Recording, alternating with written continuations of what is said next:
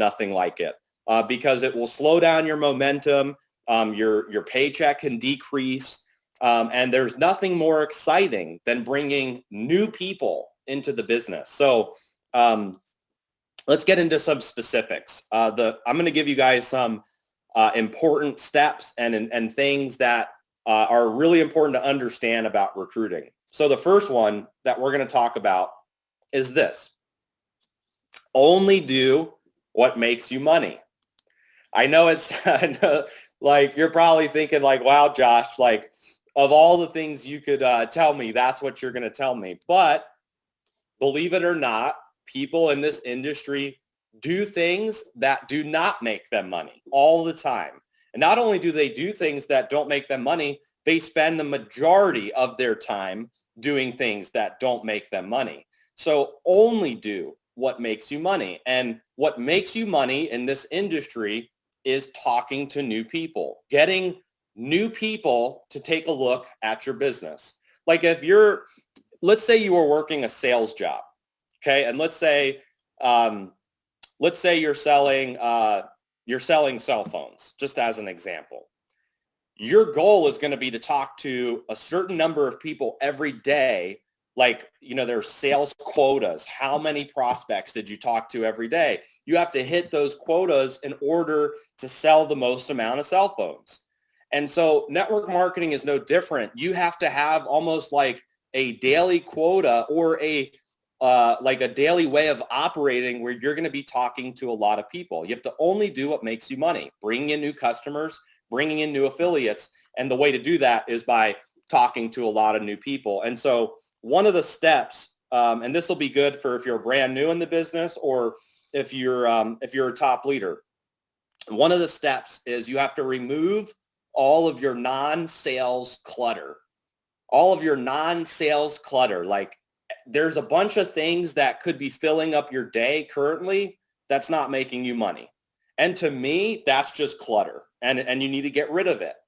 And so like if you're somebody that right now you're pulled in a million directions and you got all this stuff on your plate and you're spending all of your energy and you're just thinking to yourself like, wow, I'd really love to be talking to new people about my business, but I have this going on and I have this going on and I got to call this person and my team and I got this and this and this. You need to get rid of the things that are taking your time and energy away from what gets you paid. And I see Robert Hollis said, always dealing with distractions.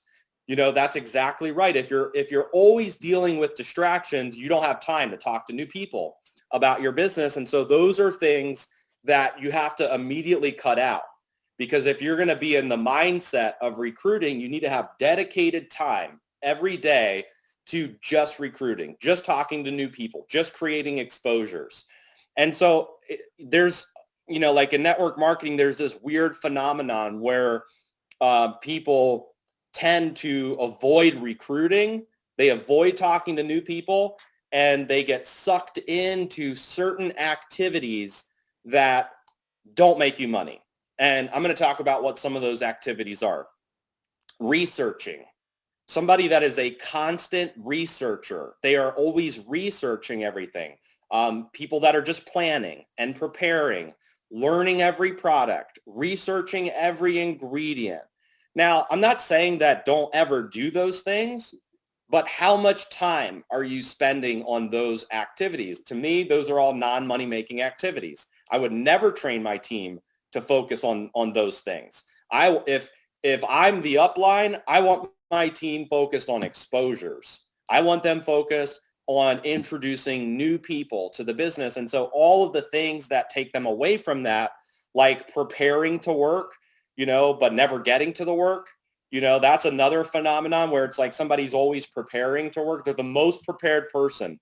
They're the most trained person, but they never get to the work. They never get into action mode, right? So if I was the upline leader, I would cut all of those things out of my personal schedule, but I would also go to my team and make sure that my team's just not wrapped up in doing things that aren't making money. And sometimes, you need to have that conversation with your leaders, which is like, what are you spending your time on right now? How many new people have you brought into the business this month? How come you're not on the leaderboard? What can I help you with to get you 3 to 4 new people in your business? And so that's a really important conversation to have with your team. Now, what are the money-making activities? And I'll tell you what some of those are. Prospecting. Anytime you're prospecting to new people, that's a money-making activity. Presenting. If you're doing a presentation, 3-way calls, Zoom calls, launch calls, supporting a grand opening or an official launch. Anything that is exposing new people to your business is a money-making activity. Anything that's not is not a money-making activity. And so I see some people saying, wow, I've been wasting time learning the business and products. Yeah, it's like ignorance on fire will always beat knowledge on ice. Like knowledge in this business is important. It's good. It's good to be knowledgeable. It's good to be educated. It's good to be armed with information. But you learn those things over time. You learn that over time. You don't have to be an expert day one in order to make money in MyDailyChoice or in network marketing. Like, I'll give you an example. When I got into my first company, I wasn't an expert. This was the product that we were selling, by the way. I didn't know anything about fuel treatments. I didn't know anything about how an engine works. I didn't know anything about organometallic compounds. And a lot of people in the business focused on that. They focused on the technical aspects of the business and the products. They wanted to learn the compensation plan inside out. I didn't know anything about compensation plans or how they work. I figured if I put volume in, I'm going to get paid. And so I focused on volume. How much volume can I put in? I didn't focus on, all the intricacies of the plan. And even when people would ask me, I say, I have no idea. But my goal is to hit, blue diamond this month. So I was ignorant on fire. Like, I was 18 years old. I was hungry. I was aggressive. And I didn't know any of the information. I was just getting people to the information. And so just keep that in mind. Like, over analyzing the business, over training, you don't need to do that in this business. You just need to focus on money-making activities. And so the next one is those who expose the most make the most. Okay, those who expose the most make the most. And really, this business is a numbers game. I'm sure you've heard that before. And I talked about this a little bit on my last training, which is if you talk to a lot of people every day, you're going to be able to make a lot of money. And it works the opposite way too, where if you are not talking to a lot of people, like let's say you only talk to a few people, you're going to make a little bit of money, and so there's a direct correlation to the amount of income you're earning and your rank and your volume to the number of people you're talking to on a daily basis. That's what I love so much about network marketing is you're in control. Just all you have to do is up the number of people you're talking to on a daily basis. And so my goal was always to build a massive pipeline of people. I always wanted to have a huge pipeline, and I was a 100 person per day kind of guy. I always wanted to get to 100 people a day. And I figure that 100 people a day is 3,000 people in a month. Like, I'm going to recruit some people if I can get to 100 people a day. So that was my goal, is to always build a massive pipeline. And it's interesting because I talk to leaders all the time, and if they're like, hey, I'm stuck in my business, the first thing that I look at is how many people have they personally enrolled into the business in the last 90 days, because that says a whole lot about where they are in their business. Because if that number is like one person in 90 days, it's like you have 90 full days where you could be talking to 50 to 100 people per day, but you only personally sponsored one person in 90 days. That means, to me, that leader is not talking to enough people. That's it. They're not talking to enough people, because if they play the numbers and they talk to enough people, they would have recruited way more than one person. And so keep that in mind for the top leaders on this call. You're working with people in your team. Just look at how many people they're personally sponsoring. that says a lot about how many people they're talking to on a daily basis. If you want to increase the number of people they're enrolling, just increase the number of people that they're talking to. And some people are saying guilty. Look, it happens. It happened to me too, where like I had to realize that I wasn't talking to enough people. And I'll tell you in this next point what the main problem for me was, and it was this. I slipped into management mode in my group, and it happens to every network marketing leader. It happens to every leader. You slip into management mode. And I'll tell you what, I've been thinking a lot about this whole management mode thing. This is the fastest way to slow down your momentum, is by slipping into management mode. Because here's what I've realized. Leaders' most productive months are their first 90 days. Like, when you first bring a leader in, there's a certain energy that they have their first 60 to 90 days. It's like they have this fire burning in them, and they're going crazy on social media. They're talking to 1 million people. They're setting the world on fire. They're at the top of the leaderboard. They're bringing in all these people. And then after those first 2 to 3 months, now they shift their energy into managing their team. Now you're a manager. Now you're in a support role. You forgot about recruiting. You forgot what got you there. You forgot what created all the momentum. And now you're spending all of your energy into managing your team and no energy into recruiting. And so my message to leaders that are in that place right now is to get back into phase one. Get back into phase one, which is recruiting. You can't slip into management mode and expect your team to grow and to flourish, because your team will feed off of energy from you bringing in new business. Okay, so if you're spending all of your energy right now being a support role, you just sit back and you wait for your team to call you every day, right? You sit back and you're like, oh, here's Sally called me, Robert called me, this person called me, and you're just waiting for your team to call you with whether it's problems or they need help or they have questions. You're in management mode. You're not spending any energy on the one activity, the one door to the money, which is bringing new people into your group. So get back into phase one. You have to almost act like you're brand new. Act like it's day one. Maybe you have to rebuild your list. Maybe you have to schedule, your grand. Maybe you never had a grand opening and you need to have another grand opening or another launch.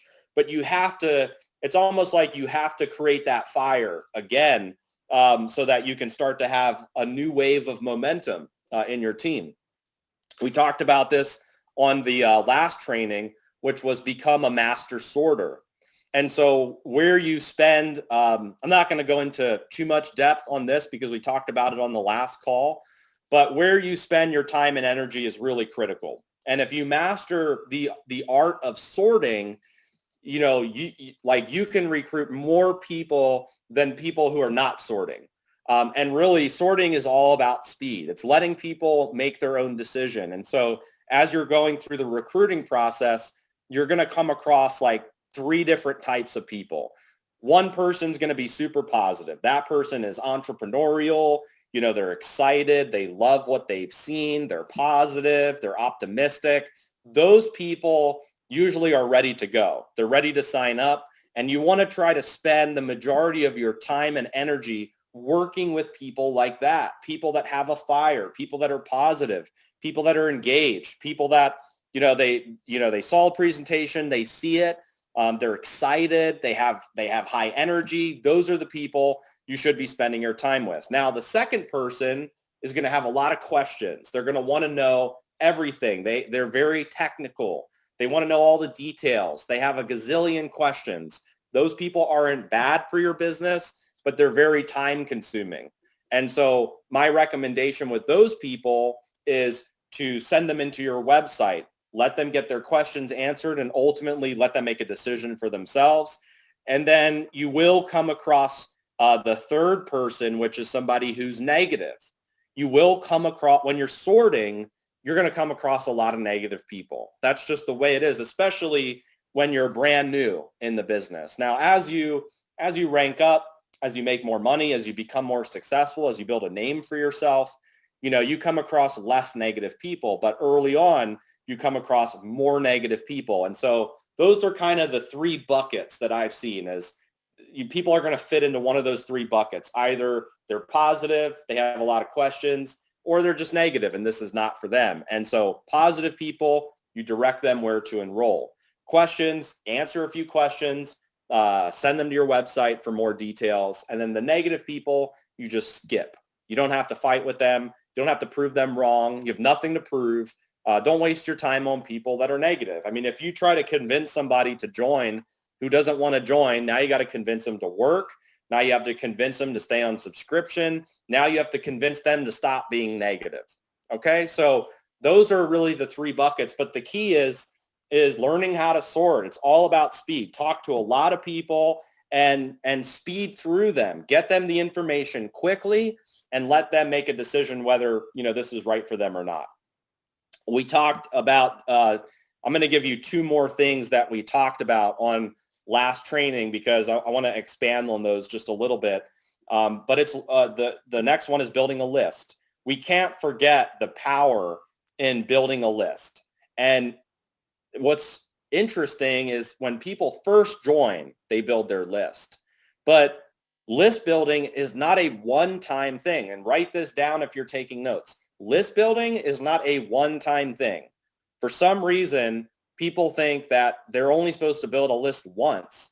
I was never taught that. I was taught that list building is a daily activity. It is something you do every day. As you talk to people, you're building your list. You're always adding to your list. It's not like you do it once when you join and then you never do it again. Okay, this is something that you should be doing constantly, is because here's the thing, the bigger your list is, the more people you can recruit. The smaller your list is, you're going to recruit less people. So why wouldn't you want to constantly add to your list? Always add to your list. And so my goal was always to have at least a list of 100 people. And there's a lot of ways that you could brainstorm, jog your memory to find people to put on this list. Like, who do you know right now that wants to be healthy? Who do you know who's taking supplements? Who do you know who takes CBD? Who's posted about CBD? Who do you know that wants to save money on gas? That should be everybody. That should be your whole neighborhood, all your friends, your coworkers. Like, everybody wants to save money on gas. Who likes to travel? Who has pets? Who wants to lose weight? Who likes making money? Who's driven? Who's motivated? Who's entrepreneurial? Go through your phone, go through social media, go through your email, and just start like mapping out your list. Put enough people down. Don't prejudge anybody. But this list is going to be really important because you're going to want to continue to add to it and, just build a bigger pipeline. I'm working with a leader right now. We just brought over some amazing leaders in the company. And he sent me a video of his list. And he's like, he has a notebook and he's just flipping the pages in his notebook. And all you just see is names and phone numbers. That's old school. But hey, it works. These guys are already on the top of the leaderboard. They've been in the business for 4 days. They're already ranking up. But they're building a list. And they're contacting everybody on their list.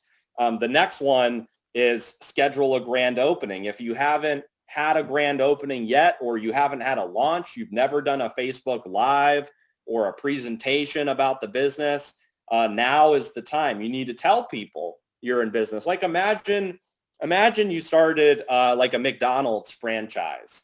You spend $500,000 on the franchise. You get everything set up.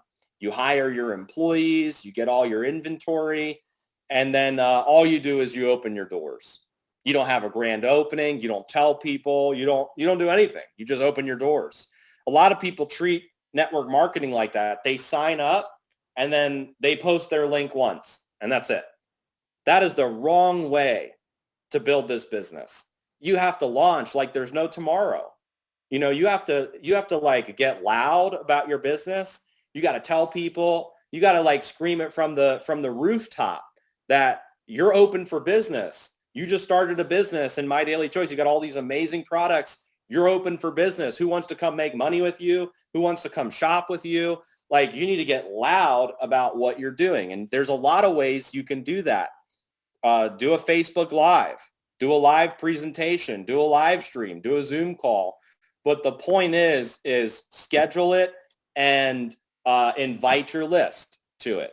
So you have to schedule your grand opening. You know, first you have to build your list, then you schedule your grand opening, and then you're going to invite your list to your grand opening. And so those are some important tips when it comes to recruiting. And what I'm going to tell you now is kind of like a universal system. It doesn't matter what team you're in. It doesn't matter what your upline teaches. It doesn't matter what presentation format you're using. This is really the sales formula. All kinds of presentations, tips, and tricks will really fit into these 3 steps for recruiting. And so the first step is the invite. Okay, it's invite, like the most fundamental skill set in network marketing is inviting somebody to take a look. Okay, write that down. Inviting somebody to take a look. That's all you're doing, is you're inviting somebody to take a look at the presentation, to take a look at the company, to take a look at the products. Okay, there is, like, if you want to know the secret to success or the secret to recruiting, it's this. You have to learn these 3 steps. Step 1 is inviting them. Step 2 is the presentation. And then step 3 is enrollment. So invite, present, enroll. This is the universal like system for recruiting. You know, every leader has different like presentations that they're using. For instance, there may be a live stream presentation that's working really good for a team, or there may be a shareable cart that's working really good for another team. But just know that recruiting falls into these 3 steps: the invite, the presentation, and then enrollment. And if you do these steps out of order, you're going to really struggle with recruiting. You have to do them in order, and write that down. You have to do them in order. You cannot do them out of order. So you can't, like, imagine this. Let's say I wanted to do it out of order, right? And let's say I'm trying to recruit, I'll just use Robert Hollis because I see him in the chats. I'm trying to recruit Robert Hollis. I don't invite him to take a look. He doesn't see a presentation. I take him straight to enrollment. Here's the enrollment form, Robert. Please enroll in the business right now. Robert's going to say, well, no, I haven't seen anything. I don't know anything about what you're doing. I'm just not interested.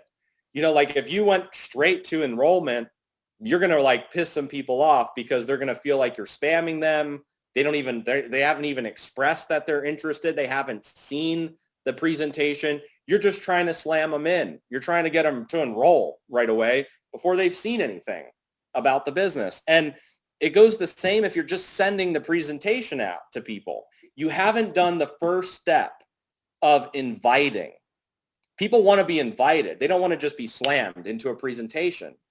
So the invite step is inviting someone to take a look. It's piquing interest. It's creating curiosity. It's building rapport. And you know, there's that saying, people don't care how much you know until they know how much you care. So when I'm recruiting, I'm a master at building rapport. That's all I like to do is build rapport first, because I want them to know that I'm a friendly and I actually care about, you know, the things I'm asking them. For instance, how's your family? How's life? How's it going? Are you still in this company? Like, are you still working here? Like, I want to know about their life, especially if it's somebody that I haven't connected with in a minute. You know, if it's somebody I haven't talked to in a long time, before I even talk about MyDailyChoice, before I send them a link, before I send them a presentation, I am building rapport first. Building rapport first so that I have a relationship that I'm building. And also during that step of building rapport, you learn things about their life that are important in the recruiting process. For instance, if I'm building rapport with Robert and I say, hey, Robert, how are things going? And he's like, you know what? I just lost my job. I lost my job and I'm a little freaked out because I need to like quickly find a way to make some income. Because I was building rapport, I learned that piece of information about what's going on in Robert's life. And, Jen talked about this on one of her old recruiting videos that, you have to be almost like a consultant that's solving a problem. It's like if, like whoever you're talking to, they may have a big problem in their life. It could be time related. It could be income related. It could be job security, and you don't know what those problems are unless you're building rapport and finding out about your prospect. Okay. So that's really my first step before I invite them is I want to build rapport first. And then it's all about piquing interest, creating curiosity and the invite. And there's a couple different ways to invite. And there's a lot of different ways. I'll tell you the ones that have worked for me. Okay, so the first one that's worked for me is this line I use all the time, and write this down. Have you ever thought about? Okay, have you ever thought about? And so at the end of that sentence, there's a couple different lines that I'll use, but like I'll give you an example. If somebody says that, like in the example with Robert, that Robert has, like Robert says he lost his job. I'll say to Robert, have you ever thought about starting a home-based business? Have you ever thought about starting a home-based business? And it's a way to pique interest, because after you say something like that, Robert may say, really, how do you do that? Or yeah, I've thought about it, but I've never found an opportunity to do that. And so I use that as a way to pique interest. And it doesn't just have to be about starting a home-based business. I'll give you another example. I went to the UFC fight. I was in a Uber. Took a Uber, or actually it was a Lyft. I took a Lyft to go to T-Mobile Arena. And one of the questions that I asked the guy was, how are you dealing with gas prices here? Like, is it hurting your paycheck driving Lyft? And first thing he started doing was complaining about gas prices, because he was like, Josh, listen, I used to drive 8 hours a day to make, what I was making before, but now I have to drive 12 hours a day to make the same amount of money I made driving 8 hours a day because of the cost of gas. And I asked, well, have you ever thought about getting paid to help people save money on gas? And he looked at me like sideways, like, that'd be amazing. What do you have for that? And so I started telling him about Fuel Factor X, and he's like, oh yeah. He's like, I'll use it. He's like, and I can sign up all the Lyft drivers, and all my friends drive Uber. Like, this is amazing. And that was all from just a simple question. Have you ever thought about getting paid to help people save money on gas? Like, Lyft drivers and Uber drivers, they're in the car for 8 to 12 hours a day talking to people, and they're all friends, and so that's just a simple question that I asked to pique interest. Have you ever thought, if I was talking to somebody that was into fitness, like let's say like my Muay Thai coach as an example, all he does is train people to get into shape with cardio and martial arts and all this stuff. Hey, have you ever thought about getting paid to help people lose weight? So same starting sentence, have you ever thought about, but I'm plugging in different things that are relatable to that person, like saving money on gas, losing weight, starting a home-based business. So that's one thing that I've used a lot because it's super easy for me to remember. I'm always thinking, have you ever thought about? And then I just plug in what would make sense to that person as I'm having a conversation. Another way you can do an invite is by telling people that you found something. And so as an example, it could be like this. Hey, Robert, listen, I found something. I found something that I'm so excited about. I think it's going to be massive. And I would love for you to take a look. When do you have 20 minutes? Now, notice I didn't say, look, let me tell you all about MyDailyChoice. It has the most amazing compensation plan in the world. We have all these products. I didn't say any of that. All I'm doing is piquing interest and telling Robert, listen, I found something. I'm super excited about it. And I would really appreciate if you would take a look. I'd love for you to check this out. Do you have 20 minutes to take a look? And so this invite step, again, is super important because you're getting their permission for the presentation. If you skip this step and you go right to the presentation, you're missing the most important step in the recruiting process. Is when you pique their interest and you invite them, that's what hooks them into wanting to see the presentation. So you have the have you ever thought about, you have, hey, I found something. Another one you can use is, I've launched a business. Hey, Robert, how's it going? Listen, I just launched a new business. You're one of the first people that I thought of. I think you would smash this. I'd love for you to take a look. When do you have 20 minutes? And you can put all this in your own words. You don't have to use exactly what I've said, but you can use, I found something, I just launched a new business, and have you ever thought about?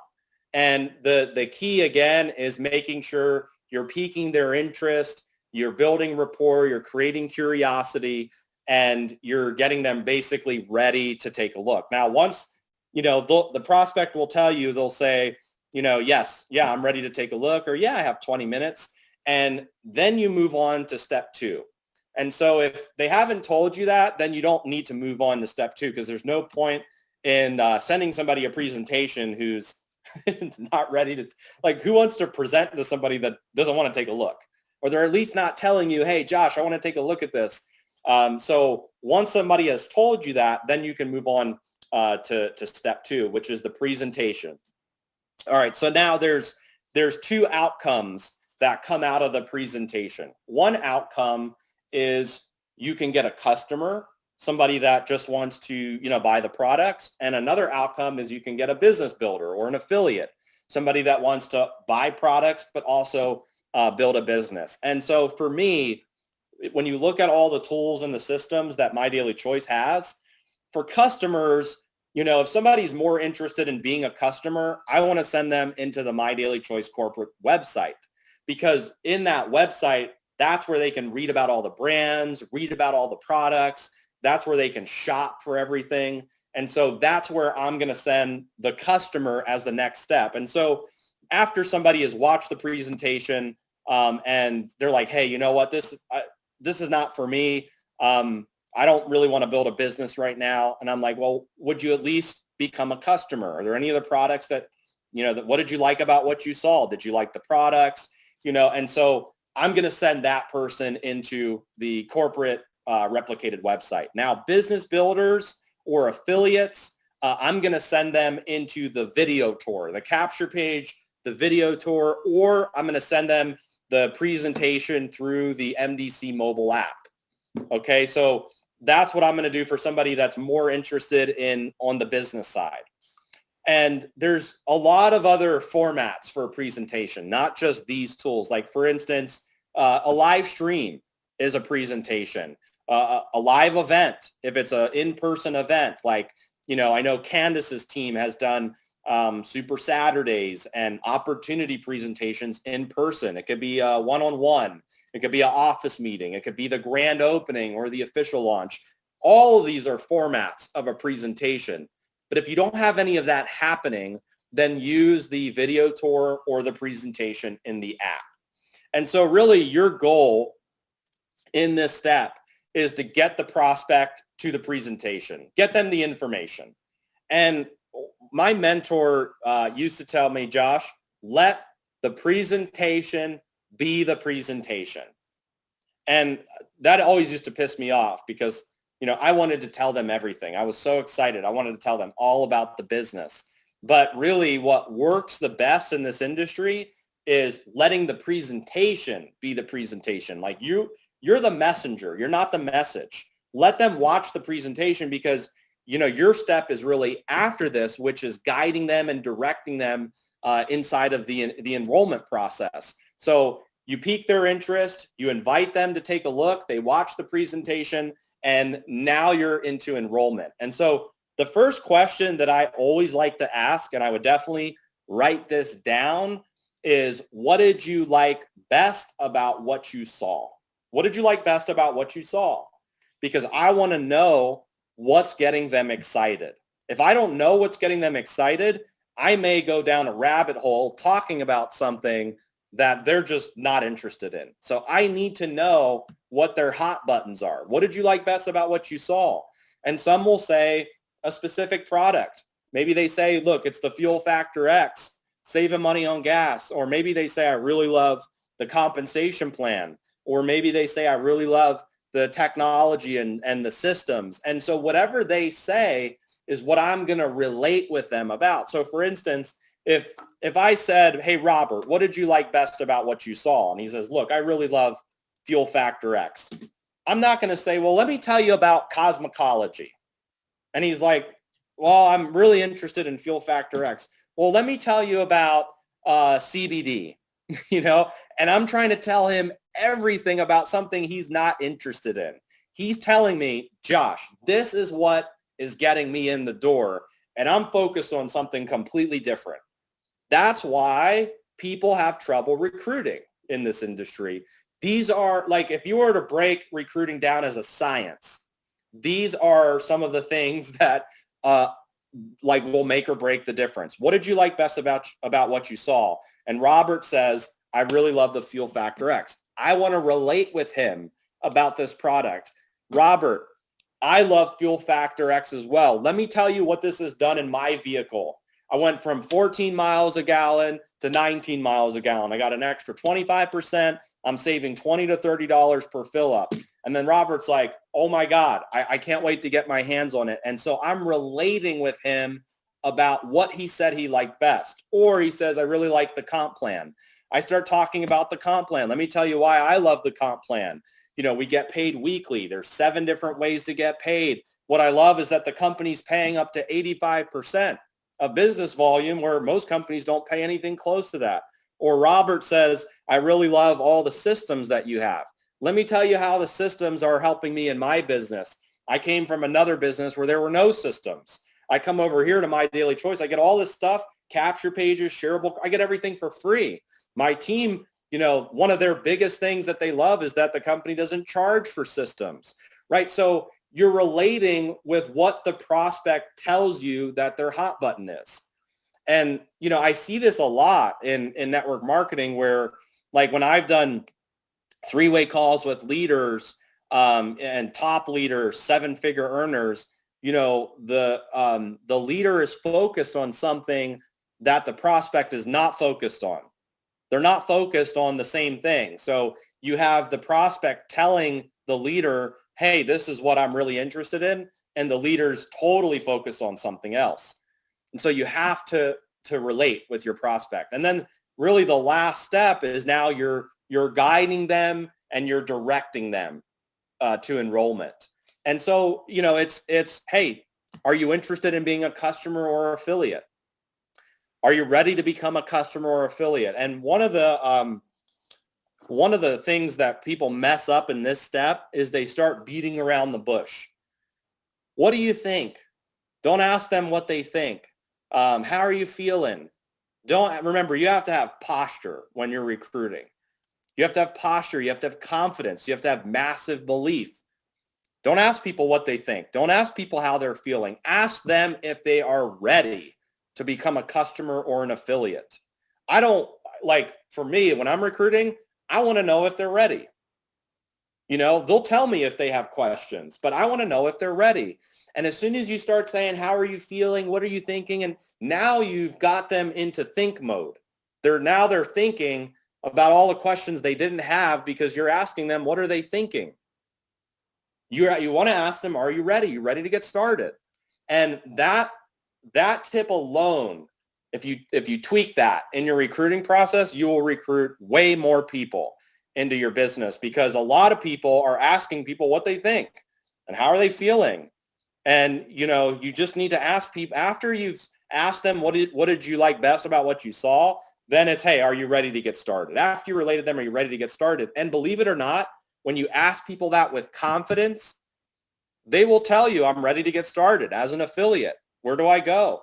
And you've just successfully completed the recruiting process. And so these 3 steps, super important: the invite, the presentation, enrollment. What did you like best about what you saw? Are you ready to get started? And here's some other tips. You know, we always get objections in this industry. There's a lot of objections out there, but the three most common ones that I've gotten are I don't have the time, I don't have the money, and I'm not good at sales.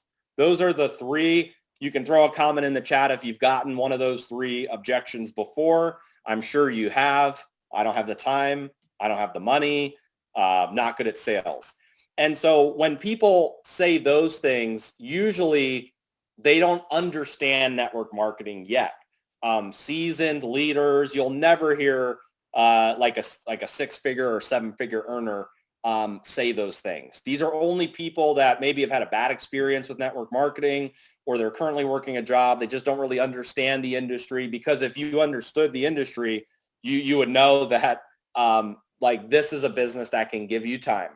It's a business that can create income, and you don't have to be good at sales to make money in network marketing. So when people say, Josh, I don't have the time, I just say, hey, that's exactly why people are getting started in this. And that's why people are starting their home-based business right now, is because they want more time freedom.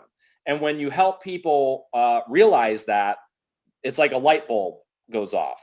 Or when they say, I don't have the money, one thing that you should be leveraging is that there is a free option in MDC. If somebody tells you I don't have the money, you say, well, look, good news, you can get started for free in MyDailyChoice, whether you have any money or not, and you can just start sharing your link and start creating income right away. And now you're their hero, because they're not having to stretch to come up with money. You just got them in for free, and they can start, recruiting right away. Now, some people say they don't have the money, but they actually do have the money. It's that what you're presenting to them doesn't seem important enough yet, so they haven't found the money. Because my story, like, I really didn't have the money when I got started in network. It was $600 to get started. I had negative in my bank account. And so I sold some of the stuff that I had. I sold my musical equipment, and then I got a loan from my uncle, and I put that money together and got started for $600. So I was somebody that really didn't have the money, but I found the money because I believed that I could achieve something in that business. And so you can leverage the free option, but just keep that in mind. And then I'm not good at sales. I love this one. The way I respond to it is, well, good news is you don't have to be good at sales to make money. Just refer people like you do to anything that you like. And so I've learned over the last 15 years in this industry that these are all what I call surface objections. Like, on the surface, it's an objection, but the real objection has, and will always be belief. Because if people believed that they could have time freedom, financial freedom, help people save money, help people make money, they could travel the world, if they knew the benefits of what network marketing could do for them, there wouldn't be any objection. Nobody would have an objection at all. And so in your recruiting process, keep that in mind, that if you can show them that they can do this, if you can help them believe that they can do the same thing that you're doing, there will be no objection. That is just a surface objection until they have that belief, which pushes them into making a decision and committing to doing the business. All right, I got two more important things I'm going to tell you guys about for recruiting, and then we'll wrap this webinar up. Edification. Hopefully you guys know what edification is, but believe it or not, this is where a lot of people screw up. And it's really weird that, like, this is like one of the first things I learned, what was edification. But so many leaders, even top-ranked leaders, suck at edification. They suck at it. And if you can become a master at edification, it will change everything in your business. It'll make or break the difference for you being a master recruiter or not recruiting anybody at all. Okay. And here's what it boils down to. A leader, an upline leader, if you have somebody you're working with, an upline leader that has been properly edified will become an expert to close your prospects. Proper edification gives your upline leader the right credibility, and it positions them as the expert to enroll your prospects with you. And it's still shocking to me that people don't work on this at all in network marketing. It's like people forget that edification and promoting people is what it's all about. And so let me give you some examples of bad edification. And then I'll give you an example of good edification. Bad edification. If I'm working, and I've been picking on Robert, so I'll keep picking on Robert. So let's say Robert's my upline. I'm working with Robert and I'm going after Sally. Bad edification. Hey, Sally, want to introduce you to Robert. Robert's my upline. I know you're going to crush it in this business. You're so amazing, Sally. And here's Robert. He can answer any questions you have. I didn't say anything about Robert. I didn't say who he was. I didn't say anything about his accolades. I didn't say what he means to me or my team. I said none of that. Sally has no idea who Robert is, except for the fact that he's my upline. Or I could say it like this: Sally, Robert. Robert, Sally. Wanted to connect you guys. Horrible edification. So when you're edifying the person that you're working with, whether it's upline, downline, okay, you need to build them up. You need to build them up like they're a freaking movie star. That's how I did it. When I was in that recruiting process of inviting somebody to take a look, presentation, and the enrollment process, sometimes I needed extra credibility to recruit that prospect. And so I would bring in my upline, but I would edify and promote my upline to the point where the prospect was basically begging to talk to the person, because I wanted the upline to have the credibility and to position them as the expert. And I always use this when people ask me a bunch of questions. I'd say, look, I don't know any of that, but let me introduce you to this guy named Ken. Ken is going to teach you everything you need to know about the business. This guy is incredible. He's built a team of tens of thousands of people around the world. He's an amazing father. He's an amazing husband. You know, you start edifying and building up the person you're working with. So your prospect's like, oh my God, I can't wait to talk to that person.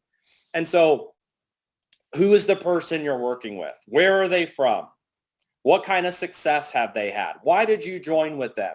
What are their leadership qualities? What's their commitment to helping your team succeed? So as an example, listen, I want you to meet Robert Hollis. This guy is a legend in the industry. And I'm not sure if you know this, but he's created like 50 millionaires in the industry. He's built a team of more than 750,000 people globally. And not only is this guy a rock star when it comes to networking, but he's a servant leader. That's why I picked him. That's why I joined his team.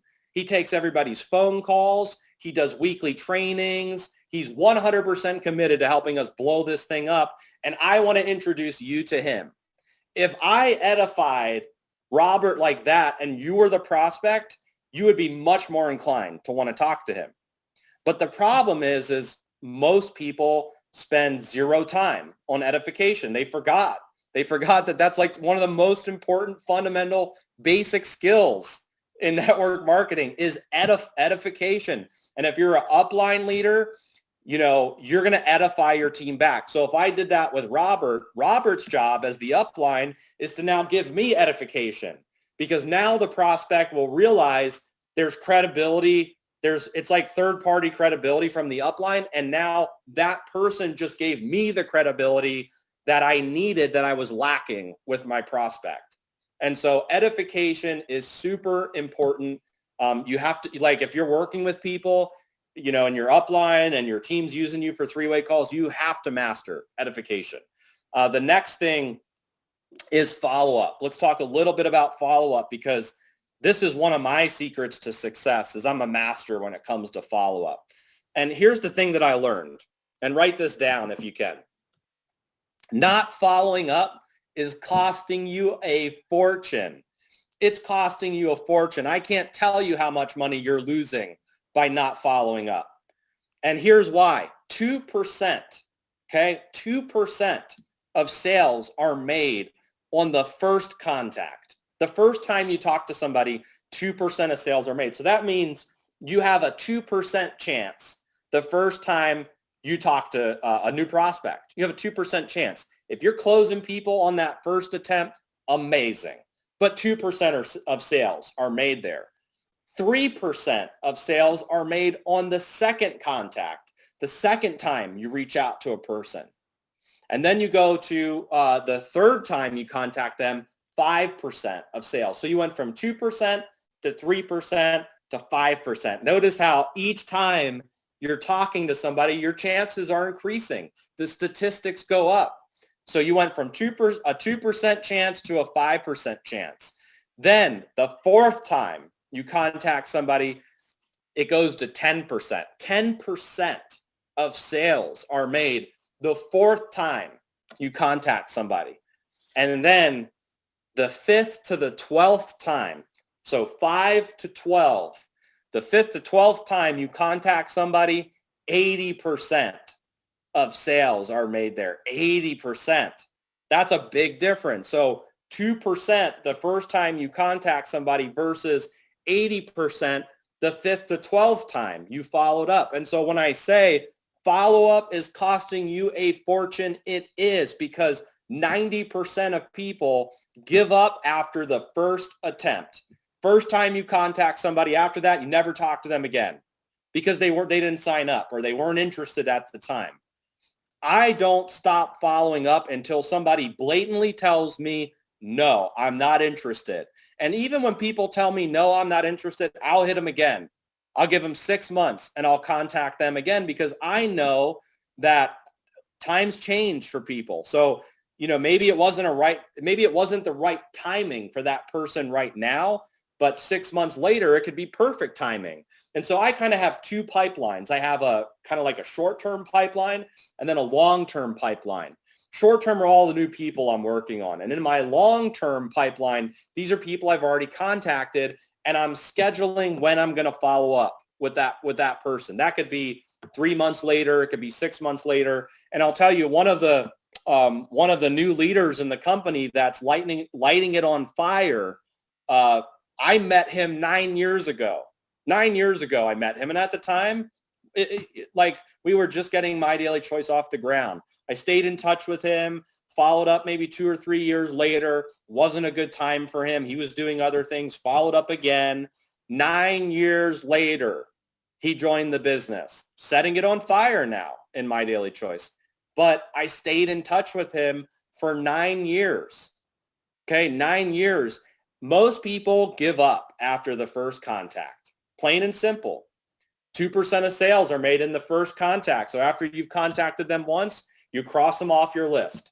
I don't cross them off my list until I'm blatantly told no. And again, even when I'm told no, I'm still going to follow up with them in maybe 6 months. Things will change. And so there's 3 ways to follow up. You can do an email, you can do a text message, or you can give them a call. And there's a couple things that I do in the follow-up. One is if they never responded to me, like if I took them, let's say I invited them, gave them the presentation, and then I just never heard from them. My follow-up is going to be, hey, Robert, this is Josh, just checking in, and I wanted to see if you had a chance to watch the presentation yet. That's my follow-up because I never heard from them whether they saw the presentation. And sometimes those people will say, oh, you know what, I got so busy and I didn't have time to watch it. How do I get to the presentation again? And because I followed up, now I can redirect them back to the presentation. Okay, so that's one way to follow up if people haven't gotten past step 2, which is the presentation.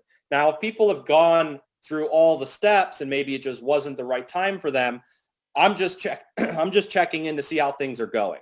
Hey, this is Josh. How are things going? Do you have time for a call? And I want to catch up with the person. Has anything changed in your work life? What's going on? How are the kids? How's the family? I'm just doing a simple check-in to see if they're open or not. Because sometimes maybe 6 months ago they weren't open, but now they are open. Okay, so make sure you are following up because not following up is costing you a fortune. So guys, that is my training for today. We were right at an hour. This is recorded. It will be posted in the back office. But again, only do what makes you money. Those who expose the most, make the most.